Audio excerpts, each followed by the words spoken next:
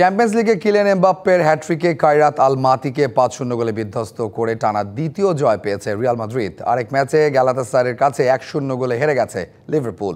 এছাড়া ভিন্ন ভিন্ন ম্যাচে জয় পেয়েছে Chelsea, Bayern Munich, Atletico Madrid. English premier লিগে হারের হতাশা কাটিয়ে জয় ফিরতে পারেনি লিভারপুল। হারের ক্ষত গভীর হয়েছে চ্যাম্পিয়ন্স লিগে। গ্যালাতাসারাইয়ের কাছে ১-০ গোলে হেরেছে এলোমেলো অল রেডস।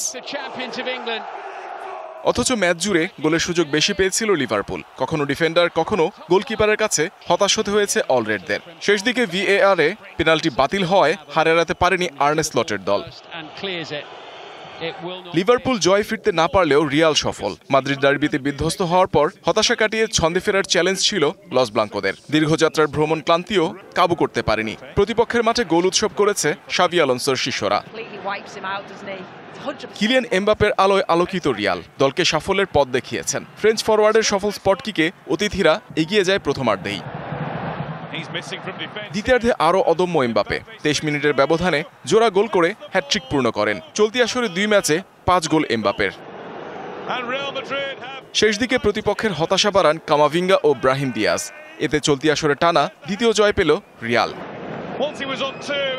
দাপুটে জয় পেয়েছে বায়ার্ন মিউনিখও। পাফোসকে বিধ্বস্ত করেছে ৫-১ গোলে। জোড়া গোল করেছেন হ্যারি কেইন। স্কোরশিটে নাম লেখান রাফায়েল গারেরো, নিকোলাস জ্যাকসন ও Olise. Muhammad Nazim, DBC sports desk.